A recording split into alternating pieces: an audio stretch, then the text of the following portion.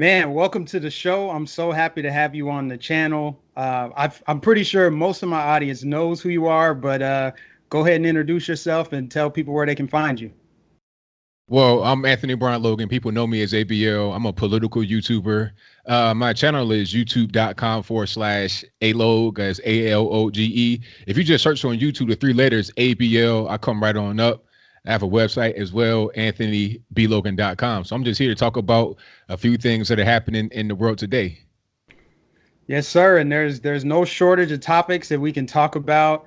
But before we do that, this is a story that I like telling all the time to my subscribers. Just my history and my story as far as becoming a conservative. And you're the first conservative YouTuber that I came across. It's really funny because back in 2016, after Trump won, I was looking around at all my liberal friends in Minnesota, and everybody was just freaking out, like, "Oh my gosh, Hitler just took the office," and all this.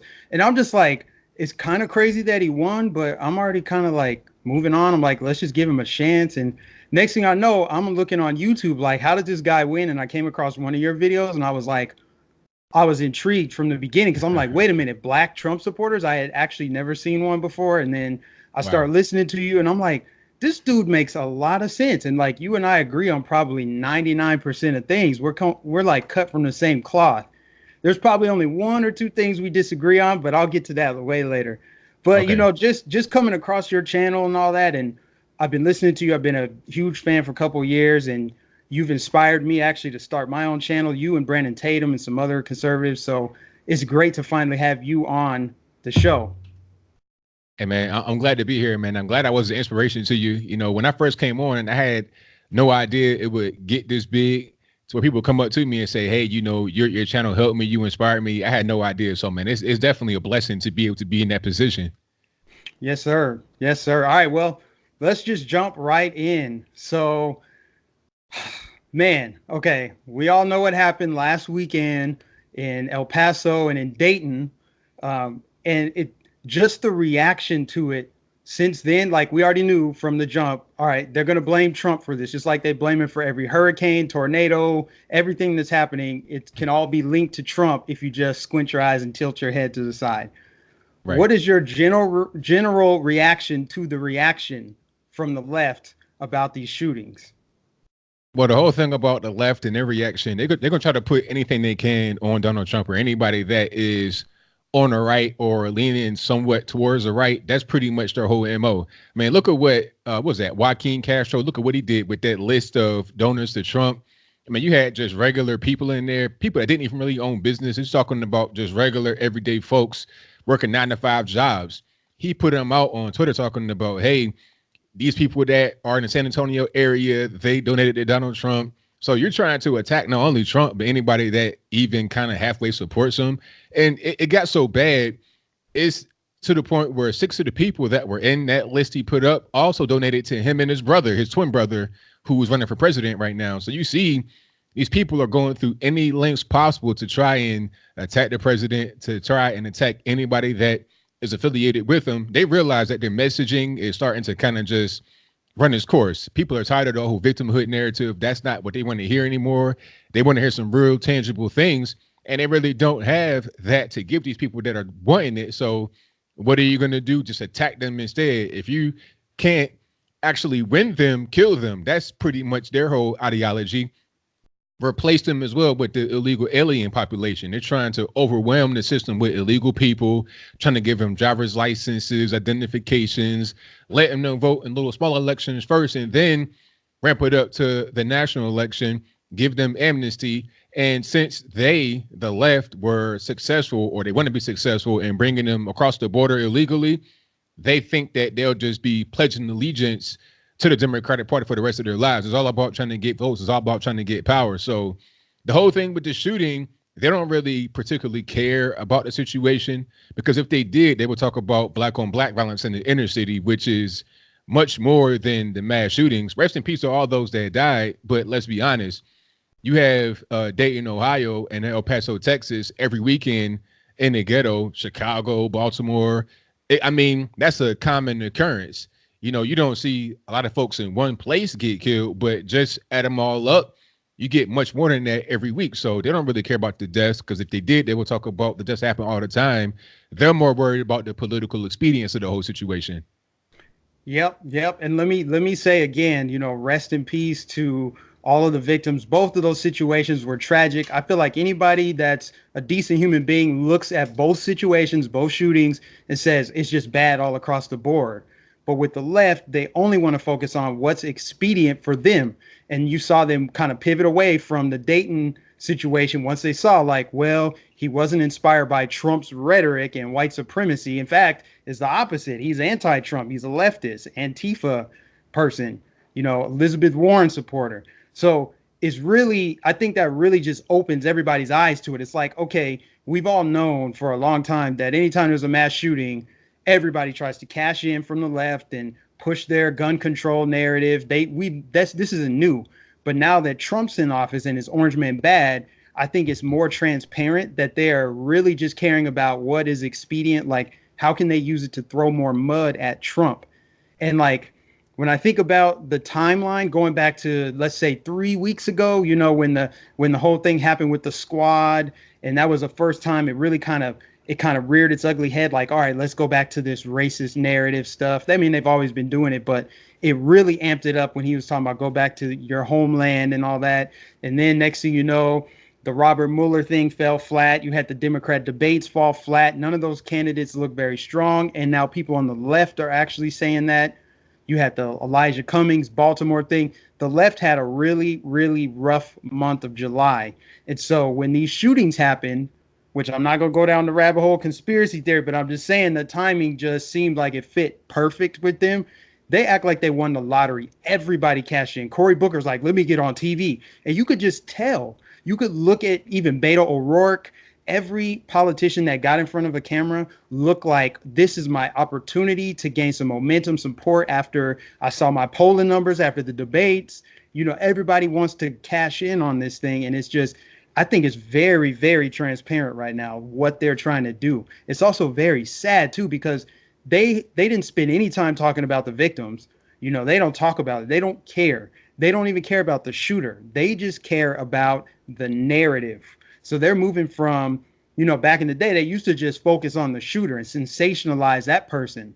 But now they're like, we don't even care about the shooter. We care about what was in that manifesto and how can we pin this to Trump.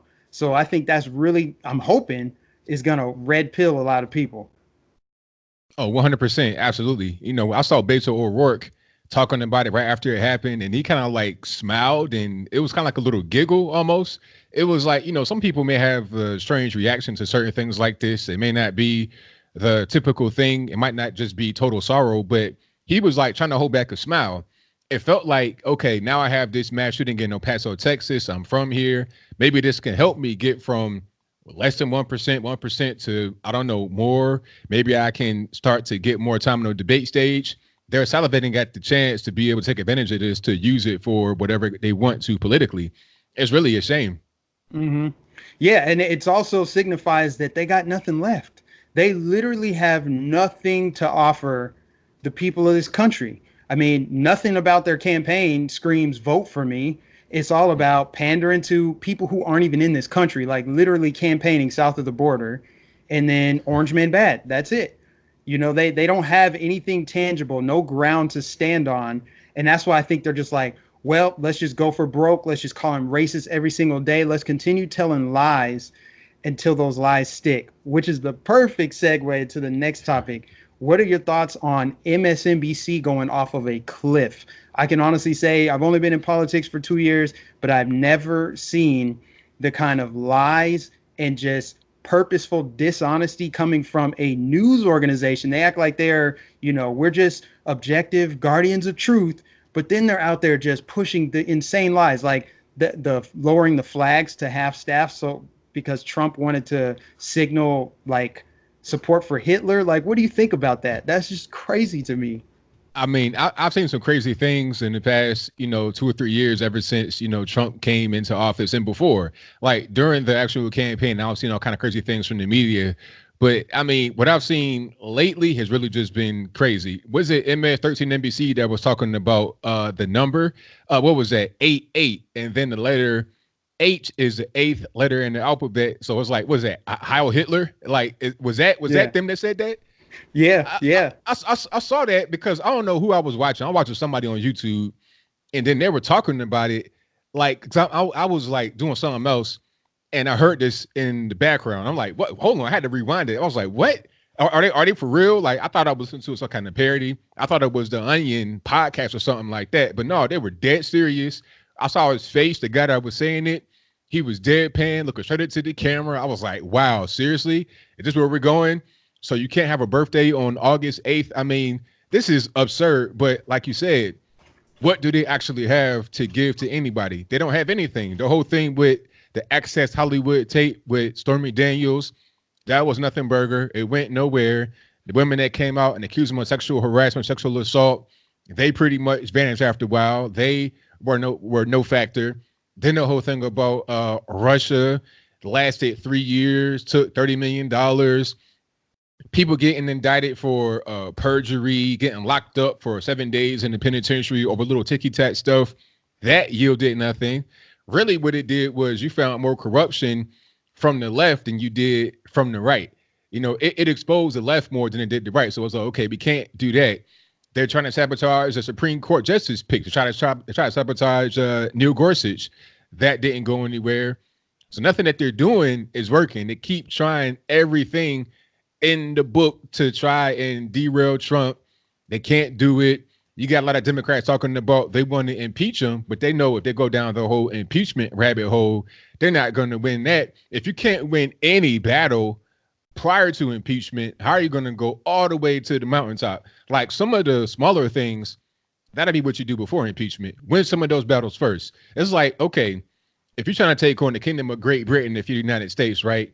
You having little skirmishes here in the States, and you keep getting your head kicked in the skirmishes. How you going to take on the whole Royal Navy with the same team that got the head kicked in from the small skirmishes? It doesn't make any sense. But they don't have any. It's like, what else are we going to do?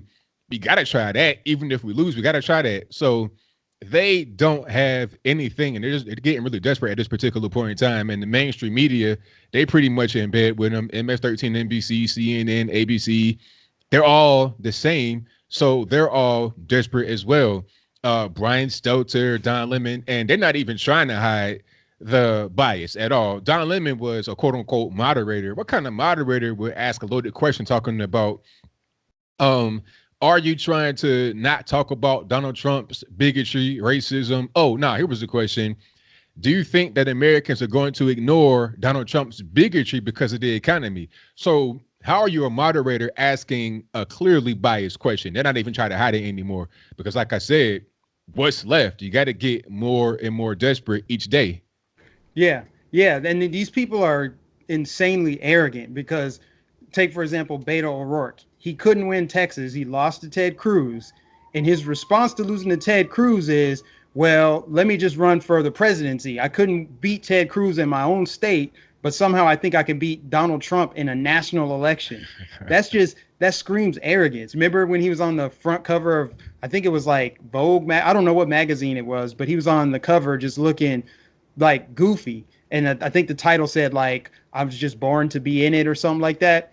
You got Stacey Abrams thinking about she's going to throw her name in the hat, which my prediction is I think by September she's going to throw her name in the hat, especially now that we've seen Kamala Harris. Her poll numbers tanked with the black community, so she's done as far as I'm concerned. I don't see her recovering from that. She might still stay in the race just to take up room, and she might try to pander harder, do some other stuff, but they're going to try to get somebody black so they can truly have a person of color in the race, because Cory Booker, that dude is racially ambiguous. Like, what is he really black? I mean, he doesn't, whatever. He might be black. I don't know. I But can't they, tell. right.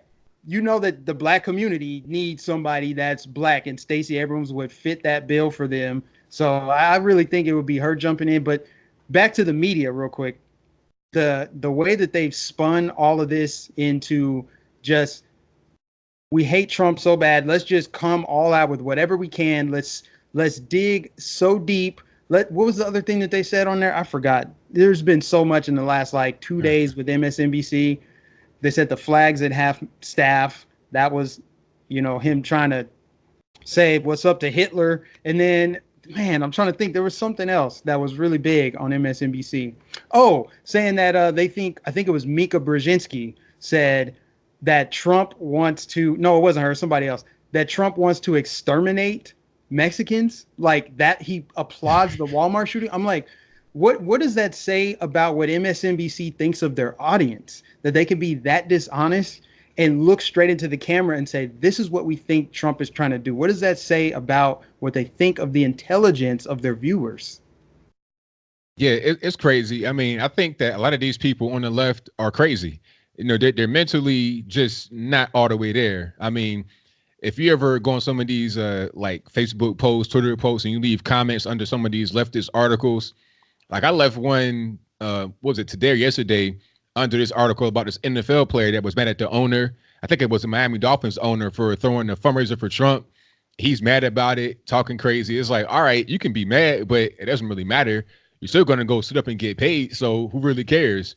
Up under that, you're talking about some of the craziest liberals. I mean, I could hear the screams and the screeches through the keyboard. It was a mess. So these kind of individuals, oh, they're going to watch MS13 NBC and enjoy it. They like the more extreme they get, the more that they enjoy it. And that is a problem with the Democratic Party. They have embraced the extremes of the left. That's going to be the face of the party, the extremists. So just the regular everyday people that may happen to be on the left that kind of don't really get involved in politics are going to see that. They're going to see the crazy screeching and hollering and fussing and cussing and be like, you know what? Okay, you guys are doing too much. I'm going to go over here where people are just a little bit more sane.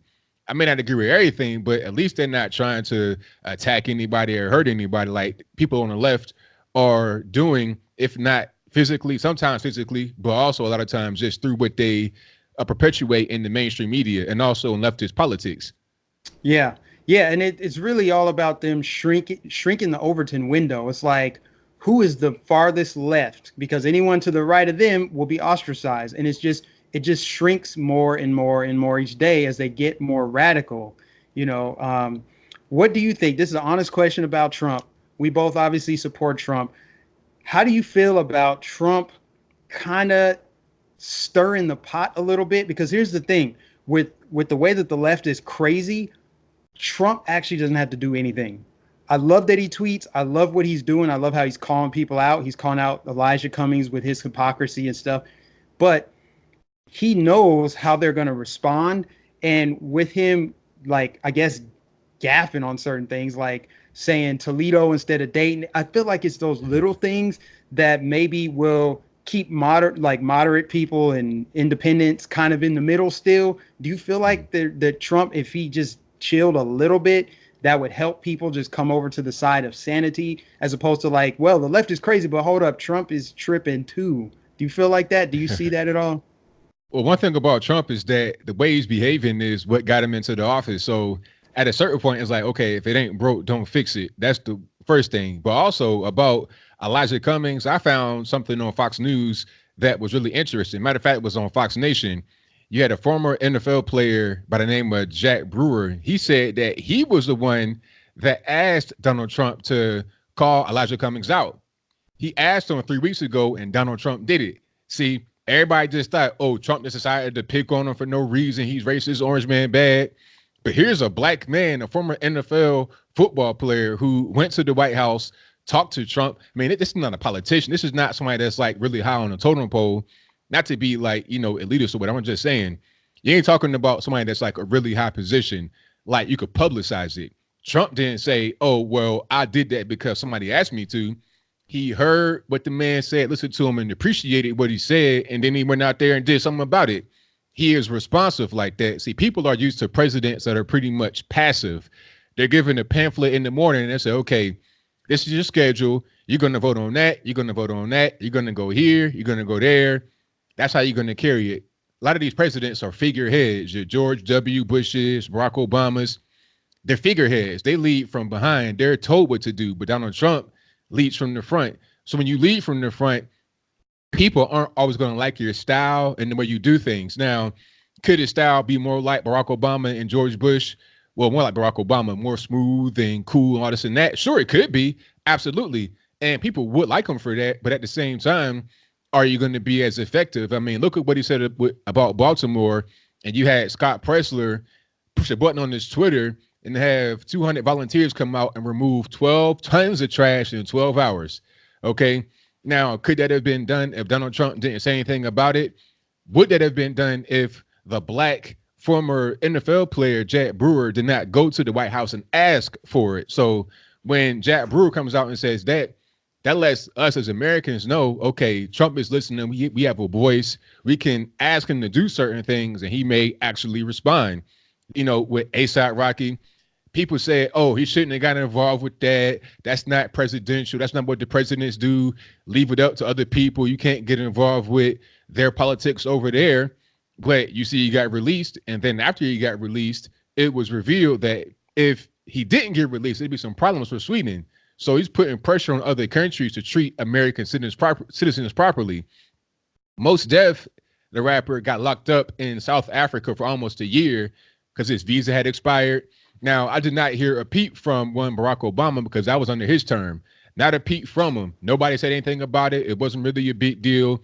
But those same people that did not attack Barack Obama are now attacking Trump because he did try to help an American citizen and a black man at that. I saw more black folks on Twitter saying, keep ASAP over there, because said a few comments about Black Lives Matter I didn't agree with. So let me get this straight. You got Orange Man Bad, right? They got his real braggadocious and arrogant, is that in the third, who is doing the right thing, helping an American citizen overseas, but those who are criticizing them the most don't want to help him. They don't want to see him get out of jail on an unjust charge in a foreign country. It's crazy, but that's where we're at nowadays. So could he tone down some of the stuff he does? I mean, sure he could, but I think that he is most effective doing things this way. It's worked so far, so I say if it ain't broke, don't fix it. That's true. Yeah, I definitely agree that he is shaking things up in a way that no other president has, which really appeals to his popularity. You know, like the average person feels more connected to Trump than any other president. I mean, look at he had a bunch of black leaders in the White House. He just has everyday people in the White House, whereas Obama, he has celebrities in there, Rick Ross, Snoop. It was more Having like parties. yeah, it was more like an elitist event. Whereas Trump's like, hey, you on the street, come in here and hang out. Come talk to the president and see what you can get done. So that's great. I was just thinking more from the standpoint of as far as us out here, myself specifically, trying to, get people to warm up to the idea of voting for Trump. Not like, hey, will you like him? Be a Trump supporter. More like, hey, here's what's going on in America. You don't have to like Trump. If you could just look past some of the chaos and nonsense, because most people aren't really into politics the way we are. So they're Yeah. probably just hearing what's going on, and then they might see a headline here and there. So I feel like it's been a little bit difficult for me to kind of talk to people like family, like, hey, just look past this. Here's what's going on in America. Look at the Democrats because of all the craziness surrounding Trump. I feel like I'm always like my sister will be like, yeah, I heard your boy over there tweeting about those women of color. Like my sister said that, and I was like, no way. Here's the thing with that, So I kind of had to explain that to her. But with the ASAP Rocky thing, that's a great example of how I can say, hey, look, even though the media and everybody is saying this is what Trump is, he's orange man bad, racist. Look what he's actually doing for black people. It's one thing that he tweets what he tweets, but when it comes to action, he got ASAP Rocky out of Sweden. And we all know, like we know how to spell our names. We know if it were Obama getting ASAP Rocky out, he would be like, let's give him the Nobel Peace Prize again. They would be heralding this man, holding him up. So Yes. it's hypocrisy. It's like painful to see. And yeah, like people saying, oh, leave ASAP Rocky in there. I'm like, okay, so black lives don't matter, or some black lives matter, or black lives you agree with matter. See, it makes it easier for us to call that stuff out too. So I guess that's cool too. Yeah, I mean, I'm with you. Some people they're going to just criticize Trump because they don't like him, and they're going to find things that they say a tweet that's kind of provocative or whatever. They're going to say, "See, that's why I don't like him." But you didn't like him from the beginning. That was what it was, because you see some crazy things from the left that they totally ignore. I mean, the whole thing with what Julian Castro did. I mean, probably not Julian, but Joaquin. I never seen Trump do anything like that. Basically doxing people. Nobody really talking about that on the left. That's not really a big issue. So, it gets amplified. I forget who said this, but they said if you love someone, whatever they say, you're going to pretty much like. If you hate someone, whatever they say, you're going to pretty much hate. And if you could point out a thing that may be questionable, that'll make you hate them that much more. And that'll be used as a talking point. See what he said right here?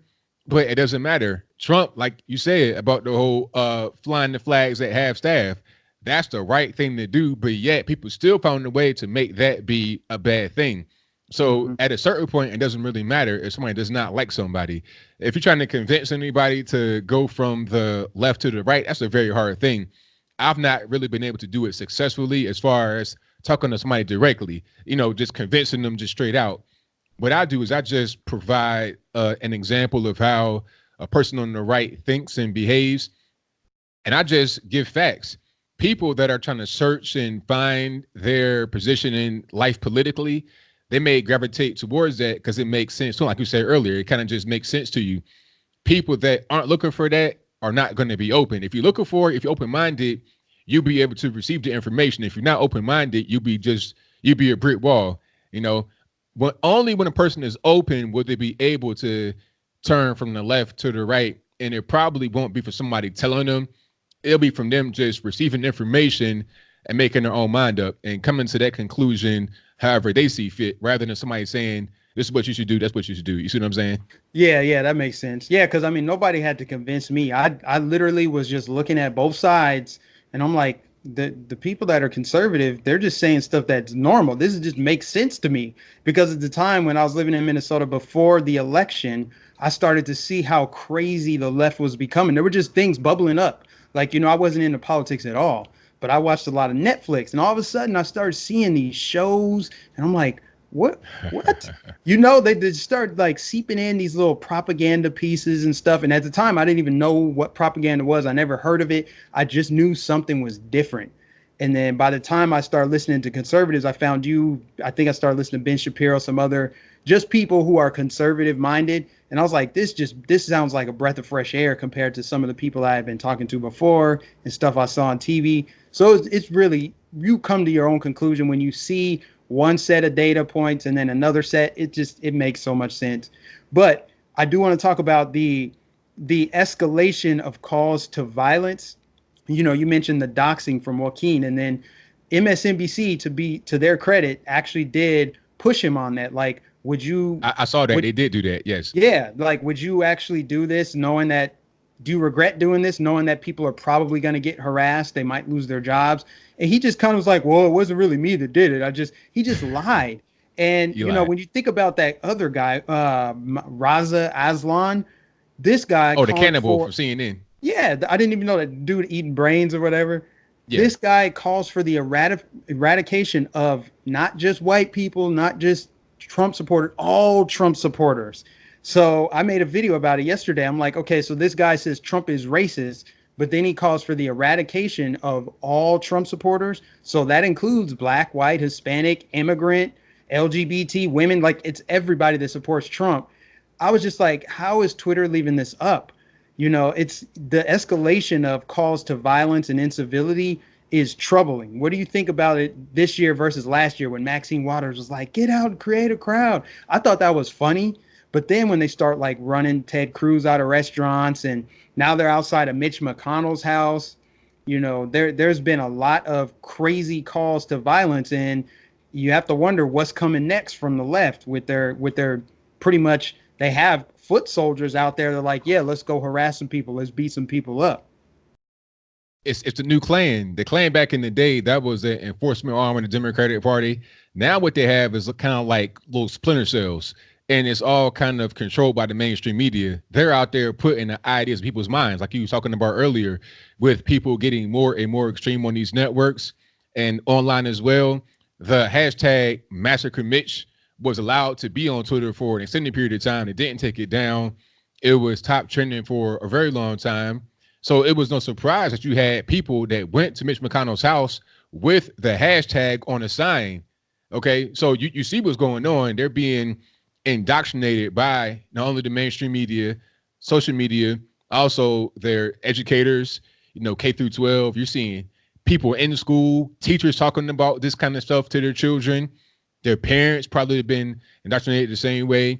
So it's kind of a culture that feeds upon itself. They're talking about white supremacy, this, that, and the third. They're not looking at the actual root of real radicalization. A lot of these lefties are being radicalized. Antifa, that's a big problem nowadays, especially on the left coast. People getting attacked with all kind of stuff, quick cement, people getting hit in the head with just blunt objects. You saw Andy No got beat up. You're talking about a gay immigrant Asian journalist. Okay, he checks all the the diversity boxes, but yeah, he still gets beat up because of his ideology. That's what a lot of the left are pushing, the extremists, and that is the face of their party. People like AOC, they've become the face of the Democratic Party, and she's part of the DSA, the Socialist Association. I think Rashida Tlaib, another one, Ayanna Presley. They're talking really racist language, violent language, hateful language. People like Ilhan Omar, a bigamist. How are you going to be married to one man, married to another man, probably your brother, maybe even some incest going on legally, and then you married to you dating somebody else, could be a staffer or some kind of strategist who you paid some money from your camp, like all kind of corruption, all kind of things is happening out in the open.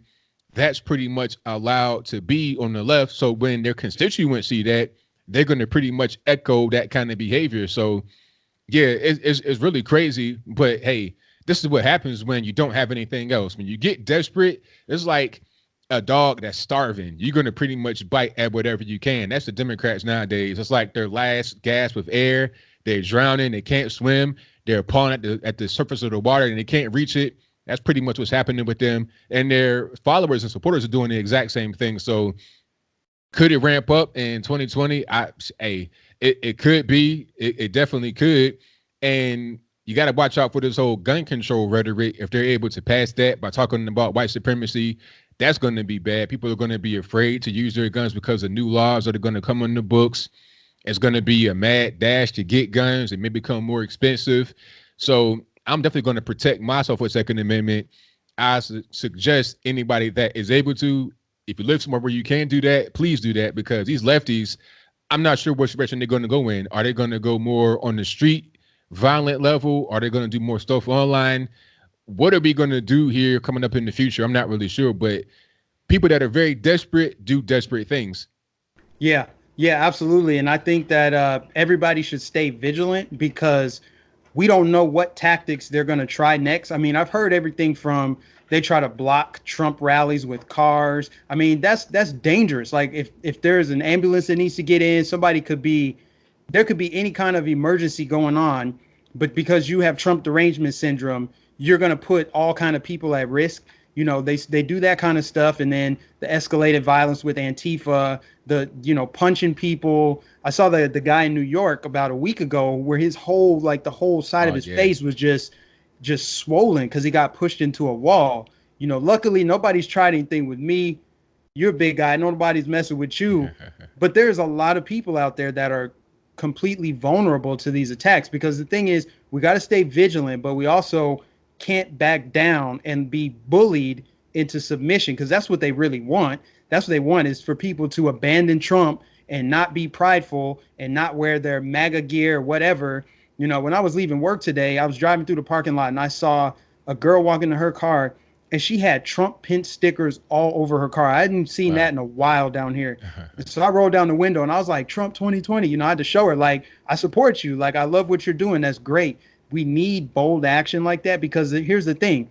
No matter what the left thinks about Trump, they have to deal with the fact that people support him. See, when you have that arrogant, like narcissistic mindset, you feel like you don't have to share the world with people that disagree with you. When there's plenty of people disagree with you, you don't need to be violent over it.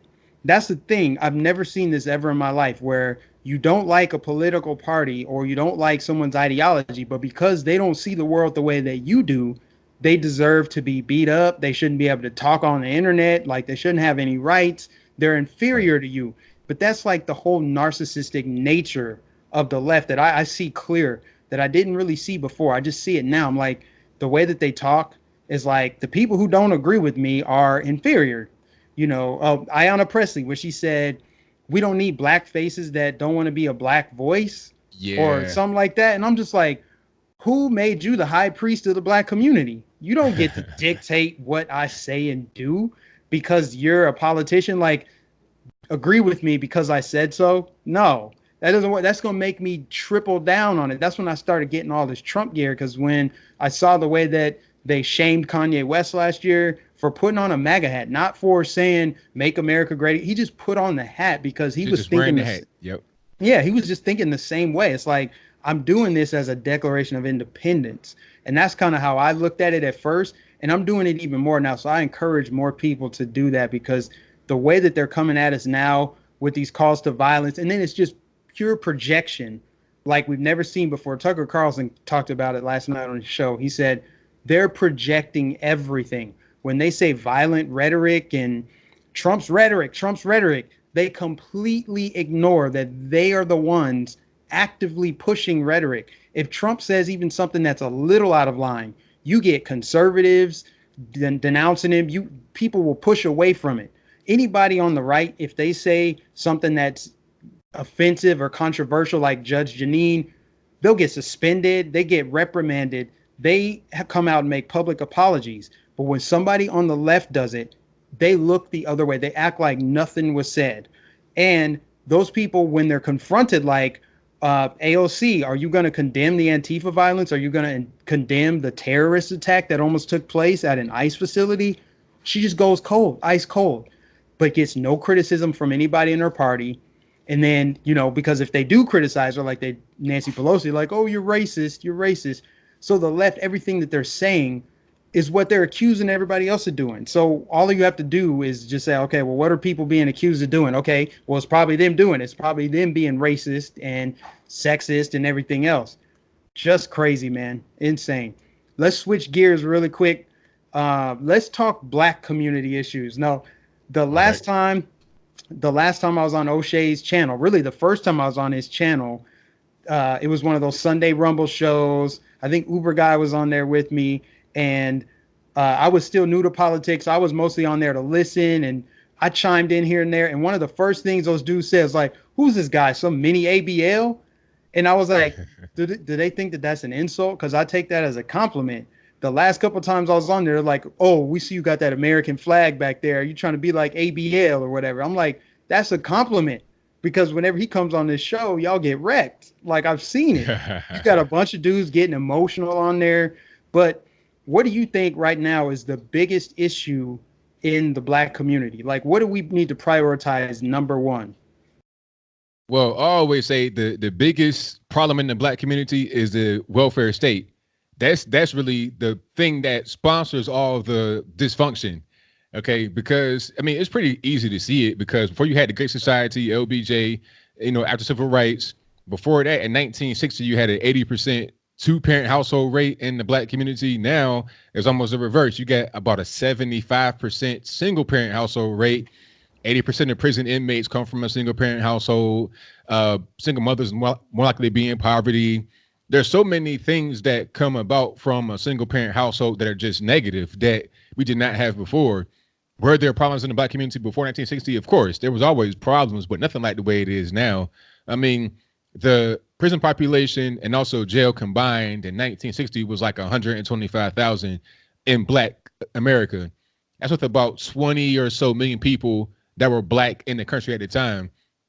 Now we're right around 36 million people, black folks in the country, and we have about 1 million black folks in prison or jail at any point in time.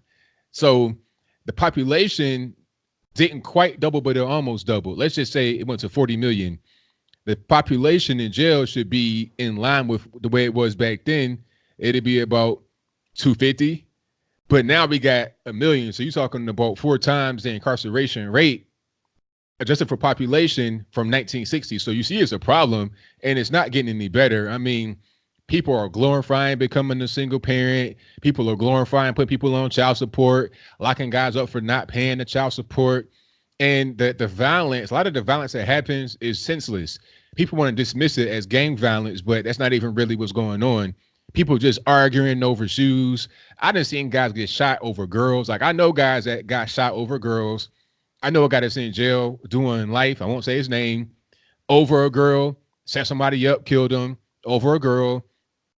A lot of that stuff goes on because where is the actual dads? Where is the functioning households to raise these kids right? You got feral beasts out there just roaming the streets, commit acts of violence because where's the parents to raise them? They raising themselves. They're raising each other as children. How are you going to have a productive member of society like that? You can't. And it all goes back to the welfare state. If there were no welfare state, you couldn't just be out here doing whatever you want to do. Not being married before you had kids. It just couldn't be that way because you couldn't support yourself if you did not have the correct system in place. Okay, you had to rely upon your husband, have to rely upon your wife to make the household be correct. You don't have that now, and you're seeing the resurgence. Well, you're seeing a big increase in the crime. It's the same kind of way among whites as well. Whites in 1960 had about a 5% single parent household rate. Now they got about a 20 to 25% single parent household rate. A lot of these mass shooters go back to their childhood, single mom, bad childhood, mental problems. A lot of the same things the mass shooters have, you got going on in the black community every day, which is why there's so many mass shootings in the black community. Nobody really cares about it because it's seen as normal. That's something else we got to worry about. The normalization of black violence and black crime. It's weird Yep. how the left talks. They'll say you're racist if you point out black criminality, but in the same breath, they'll dismiss black criminality as being normal. Like it's okay to get, you know, 30 people shot in the weekend in the black community in any city in America. Like that's just normal to have happen. You got to address a problem, get down to the core of it, and be able to fix it. The first thing you got to do, get rid of that welfare state. Also, one more thing, you have very soft laws in these inner city areas. Okay, you got guys that keep going to jail over and over again, a revolving door. Freddie Gray, before he died, had been arrested like 25 times, for drugs, weapons, all that. Okay, and people say, well, black men get incarcerated for longer sentences. How? Where? Maybe in some of the suburb areas where they don't be, but in the inner city, no. You got guys getting out like it's a revolving door. In New Orleans, you had guys that were like after Hurricane Katrina happened, they went to Houston, Texas, and they were acting up in Houston. They be in jail because of just murder, armed robbery, all kind of violent offenses. Now they think they can just do whatever they want because back in New Orleans, there was a rule that said if you were in jail for 90 days without a witness coming forward or some kind of loophole, you were just let go. Okay, you could be in there wanted on murder, rape, whatever. So a lot of guys were just getting let go for 90 days for very serious crimes. But in Houston, it wasn't like that. You had guys that were confused, like, why am I not out of jail yet? Well, you can't be out of jail because the laws here actually work a little bit better. And you got to have more of that kind of common sense legislation and law enforcement all over the country. It can't be soft and you can't be trying to treat black folks like their children. They're just not going to get it done. Yeah, yeah, and going back to the welfare state, yeah, absolutely. I saw what happened with that Great Society Act, and destroying the nuclear family. But what I think the biggest issue is in the black community is culture. We ignore the most toxic elements of black culture. We embrace and own some of the just ridiculous things in black culture, like, oh, if there's some white kids sagging, they'll call it cultural appropriation. I'm like, why are we owning sagging? Yeah, Why do we yeah. why do we shrink to the lowest common denominator? And then if white people do it, they say, well, we're still in our culture. Why is it that, that's what reason why I brought up O'Shea at the beginning is as much as I love his channel, no disrespect to him, over there in that like woke conscious black community, they cherry pick what they want to focus on. I'm happy to talk about racism and white supremacy and all that stuff in areas where it actually still exists, but it's not a broader institution of white supremacy and racism. But if we want to talk about some of these police shootings or anything where it's an actual instance where we can agree, I'm down to talk about that. But they never want to talk about some of the things that are on TV. It's not like they can say, oh, well, I didn't even know about it. I mean, you're talking about in the last like month or two, you're talking about that ghetto Disneyland brawl. Oh That man, was that was that was crazy. Yeah. that was bad. You got the 60 black teenagers that looted a Walgreens. You got the Erica, whatever her name was, that official in Georgia, fake hate crime hoax. You got the black teenagers that beat somebody up outside of a hotel in Washington D.C. You got the Tyler Wingate thing up in Michigan where that dude kicked the white kid and he died from his injuries. Mm. And then so many other just random instances. Oh, and then the thing with the police in Atlanta where they had super soakers, and then they did a thing in New York. In New I'm York, yep. just seeing I'm seeing a lot of stuff with the black folks in the mainstream and on TV, and in the woke conservative, or not conservative, in the woke conscious community, they just ignore it. They're just like, yeah, let's go back to, let's talk about white supremacy, let's talk about what Trump said, let's talk about this, let's talk about reparations. I'm like, you could pay out reparations right now and rid the world of racism and white supremacy. We're going to be right where we are because we don't take accountability for our own. We never look in the mirror to see, like, what can we do better? How can we improve? What can we do about the violence? There's still black on black crime for stuff like what you said with tennis shoes and money. You still got dope dealers. You got hip hop culture that glorifies cheating on your woman. It's so funny to see these rappers, these hip hop hypocrites like T.I. and Snoop, trying to act like they're the shining beacons of morality. I'm like, you rap about killing black people. You talk about kill black people, sell drugs to black people, and mess with all these girls, have a bunch of kids, and glorify the whole baby mama culture. Go get yourself a reality TV show, but then you want to talk about all this other stuff, and I'm like, but you just brainwash an entire generation of people to think that something is cool. And see, we never want to talk about that. In fact, what do? They'll say, "Oh, you black conservatives, you tap dancing." You know all this what they say about I us. know all the coon Uncle Tom, so, the same old Yeah, thing. And my thing is, get some new insults. You know, what I mean, update the insult vocabulary. right. They could these old stuff, and it's like, okay, you never read the book because Uncle Tom was the hero in the book, so that's kind of funny. Whenever they call me that, it's whatever. But I just see in the black community, like culture wise, that's where I think we're having the biggest problems. I mean, we don't have Fresh Prince and the Cosbys on TV anymore. Cosby, the TV character, not Bill Cosby, but Yeah, right. where you had the black family that was successful and that felt good, but now we don't have that anymore. You got the ghetto housewives of Atlanta, and it just feels like even at the top, the black elites. You talk about your Jay-Z and people who have influence, Roland Martin, people that are in the media, Al Sharpton, Jesse Jackson. I feel like they're kind of swampy. We got to drain the swamp in the black community. What do you think about some of these figureheads that act as mouthpieces for black people when in reality they don't speak for a lot of us? What do you think about these people? Well, it's time for them to go. People like Al Sharpton. He's been around for a long time since the '80s. When when he was a fat Al Sharpton with the curl. Back then, we talking about Tawana Brawley, all this and that. So it's time for him to go. Same thing with Roland Martin. It's just their time is come and gone. They're not really necessary anymore. That's why, like, people like yourself and myself, we can be the new faces. We can be the people that can be, speaking for the black community and everybody else in America. It has to be people like us because these people are there because nobody's challenging them. Who wants to take Roland Martin's spot? Who wants to take Al Sharpton's spot to be the go-to guy on certain issues like this? It has to be us.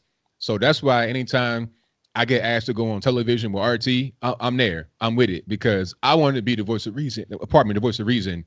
Same thing with O'Shea's show. The reason why I would go on that show is be the voice of reason. So it wouldn't just be an echo chamber of people crying and complaining about the white man for 4 hours. I want to be in there to actually be a different point of view. That's my whole purpose. So we just got to be the leaders of the whole situation. Hopefully more follow behind us and do the same thing to the point where so many of us and so few of them, they'll become irrelevant and we'll be the ones that are actually spoken about when certain things happen. Now, another part of it is they're backed by some of these big corporations. Not so much Roland Martin anymore, but he was part of CNN. So he has that cachet in his catalog. You also have Al Sharpton. He's with MS-13 NBC. So they're on very big platforms. It's up to us to have our platforms become bigger and larger, more successful. People like Mark Dice are getting like a third of the views that Brian Stelter is getting, which is big. That's humongous for him to get anywhere close to Brian Stelter's views because this guy has, plenty cash behind him, a whole network, billions of dollars behind him, a whole crew. Where you got one guy in his actual kitchen on a laptop making videos, getting a big piece of their pie. We have to be the new generation to come in and take some of these older relics out because, like I said, nobody is challenging them and they have big platforms behind them. All we got to do is just build ourselves up to take them out. Not in a violent way, of course, but you understand what I'm saying. Just from an influence perspective, we got to be the dominant force. Yeah, I agree with that. And the thing is, it shouldn't be hard because the message that we bring is a message of hope and positivity. It's something that you can cling to and you can see a pathway forward as opposed to you're black, it's a white man's world. That just leads to nihilism. And I think that leads to a path of destruction because you're like, what does it matter? I mean, I'm black, I'm gonna end up dead or in jail or, under Yeah. the boot of the white man, and that's just such a like stale hollow message. Like there's no hope in it, it's just negative. And another thing that I want to bring up too is I don't know if you've seen or noticed this or not, there's a their black YouTuber, one, who it is, I don't want to like say it, his name or whatever, but he has, for whatever reason, seen a reason to like draw a distinction between black conservatives who are from like inner cities versus people like me that are from the suburbs. And he had a guest on his show and he was saying like, well, she and they were having a dialogue about it. And they were pretty much saying like, well, there are people who really speak the message, and then there's like the establishment black conservatives, the black conservatives that didn't grow up in the city. They don't bring a more urban Afrocentric view to it. And to me, it was disappointing to hear that message because in a way it sounds like they want to exclude voices like mine from the conversation. Like, well, your grandparents moved to the suburbs and you grew up around white people, went to white school, so you don't really know what's going on. And I'm like, that's horrible because for one, wouldn't the goal be for more people to get out of the hood until the hood improves? I mean, because you're not going to improve an area that's already ghetto. The best way to improve on black lives is to get out of the ghetto and not go back and improve your life that way. And if you had it your way, wouldn't more people do that as opposed to like, all right, let's raise up people in the hood and they still have that like connection to the streets, connection versus a diversity of thought, diversity of experience in the black community. That's what I think is missing is you got some people that are conservative that still look at people like me like, well, your message isn't really, that's Yeah. not really what we need to hear. I just don't understand why you need to draw a distinction when we should be unified because we all got something to bring to the table. Obviously, some of them could connect in ways that I can't, and I can connect to people that they can't. So I think it all needs to work together versus, well, let's draw a line in the sand. Like you got these black conservatives, then you got us. And it's like, why are we playing these identity politics? That just doesn't make any sense.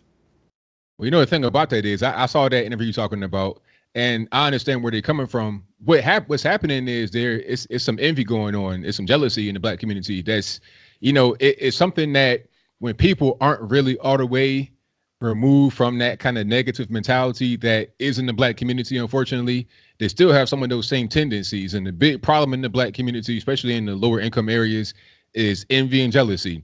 Okay, that's what causes a lot of these murders to happen. Oh, you got Jordans on.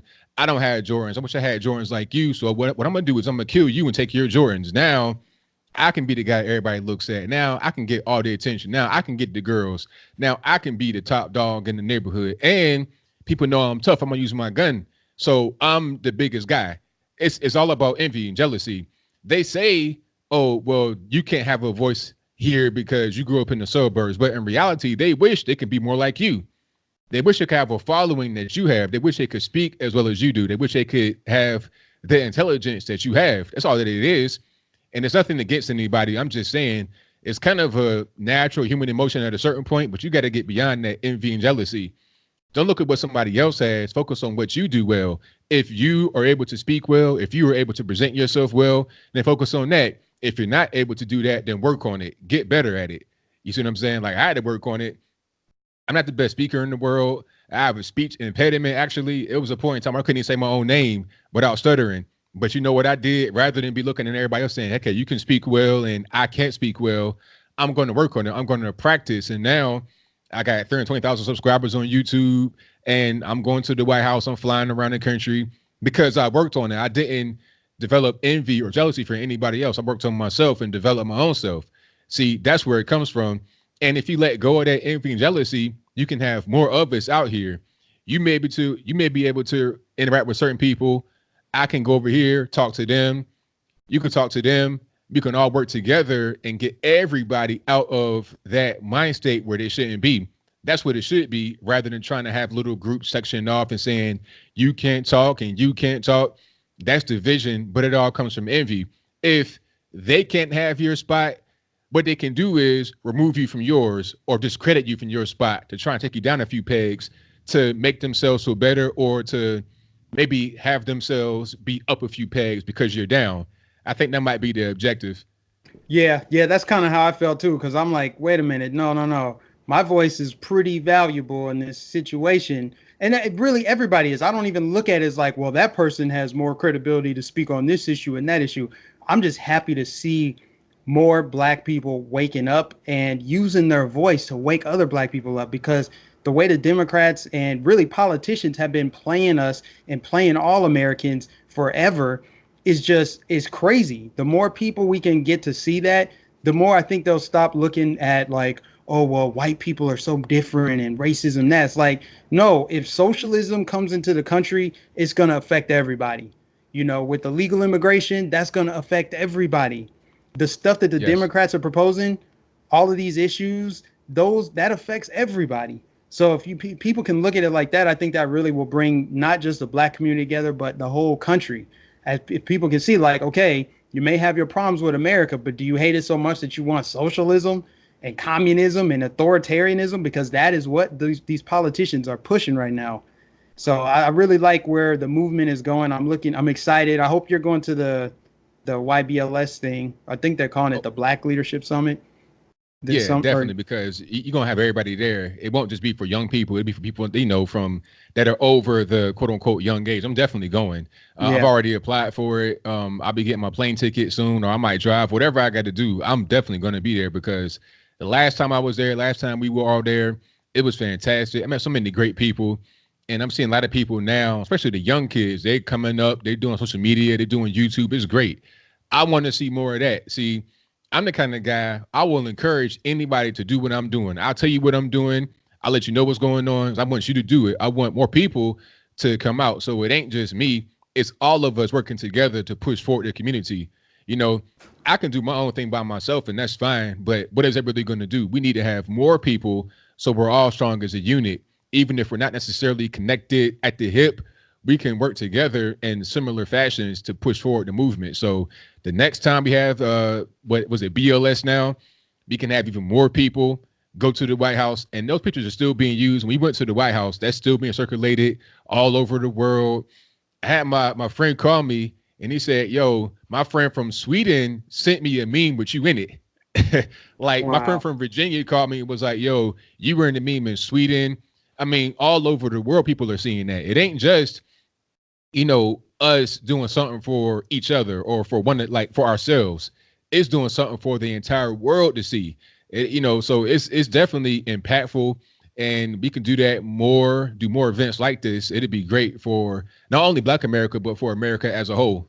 Yeah, I'm excited. I got the email from them like last week. I'm gonna fill out my application and yeah, I'm looking forward to it. Last topic, the one thing we disagree on. All right. This isn't even really a big deal.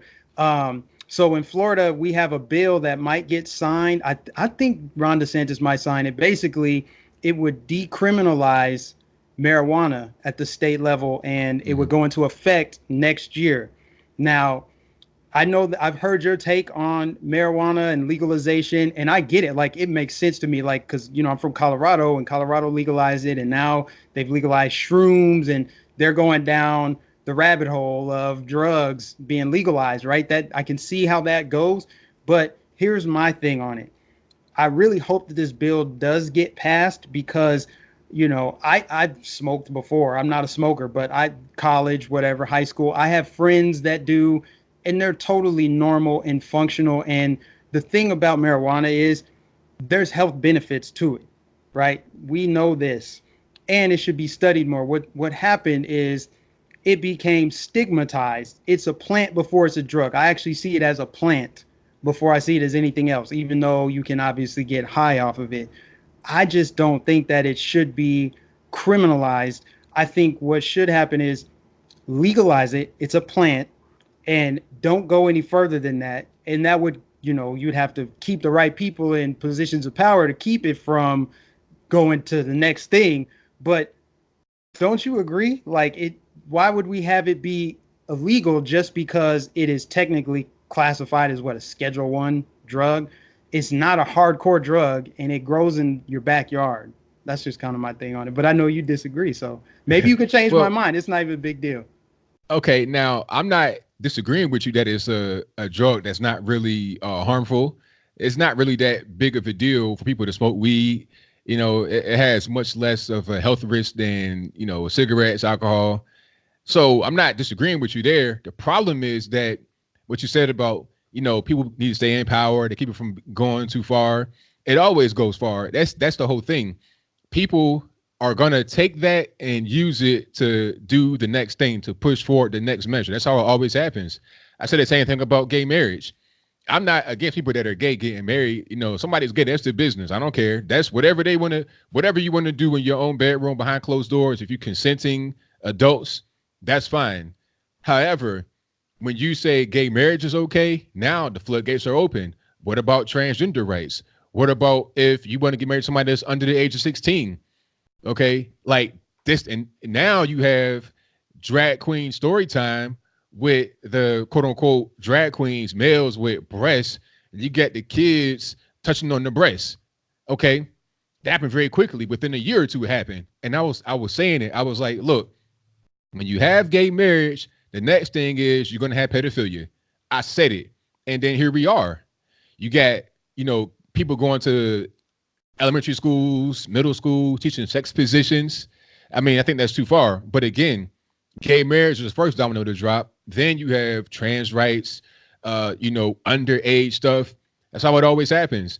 And like you said, in Colorado, first it was the weed, then it was the shrooms. You're gonna have methamphetamine and heroin. They already got heroin legal and kind of like decriminalized in San Francisco. They're not saying it officially, but it is, because if you have clean needle exchanges and people are banging needles in the middle of the daytime in front of the mayor and don't get arrested, obviously it's not illegal. Essentially, it's decriminalized. But do you want to live in San Francisco with heroin needles everywhere, human waste on the ground? When you legalize these drugs, it creates a domino effect, and a society crumbles as a result. I mean, San Fran, prime example. Los Angeles, prime example. A lot of these areas are overrun with drugs, and people don't want to live there. They flee. They flee to somewhere else. They go from California to Texas, and then they say, okay, let's legalize weed in Austin, Texas. And then here comes the shrooms. Here comes the meth. Here comes the heroin. Now you have Little San Francisco in Austin, Texas. That's how it would go. So I'm not necessarily against weed as a drug necessarily, but I'm against what removing it from the taboo status would do to a particular place that does it. Yeah. Yeah, I was wondering, maybe there's a fine line there where people who choose to smoke it don't get turned into criminals for it. Cuz that's the thing too, is people are still going to smoke it. People are still going to consume it. People can grow it. It's not the same as a drug where you have to make it and cook it up or whatever, or buy it from somebody. You can grow the plant. But where I had an issue with it is people being, prosecuted for it. You're basically turning people into criminals. Then they go in the criminal justice system. And I know they're making the decision to do it, knowing it's against the law. But it just kind of seems like one of those things where it would be nice if we could legalize it and not go any further. That might just be a utopian concept. I really don't know. But I Yeah. think it would be the right way to go. So, but I could also see the other side. But that's pretty much the only thing we disagree on, man. I was like, man, let me pick his brain about that and see what he really thinks. But yeah, man, I appreciate you coming on the show. This has been great, amazing. I'm sure most of the people watching love this, enjoyed it. People have been asking for a while. Like, when are you going to have ABL on your show? They love when we collaborate. So this has been a great experience, man. I'm glad to have you on the show. Most definitely, man. It's been fun, man. The time flew by, man. We just talking about different things. I can just express myself, speak my mind. It's great, man, because you can't always do that. You know, you got to be in certain places. You got to kind of keep your mouth shut a little bit. Yeah, because I don't want to always just like, shake the table, rattle the cage. I kind of just want to be chill sometimes, but sometimes I can just talk. That feels great for me to do that. Yes, sir, man. Yeah. Yeah. All right, guys. Well, thanks for tuning in. Make sure you check out ABL's channel. There's a link in the description, or you could just search ABL on YouTube. Catch you guys in the next video.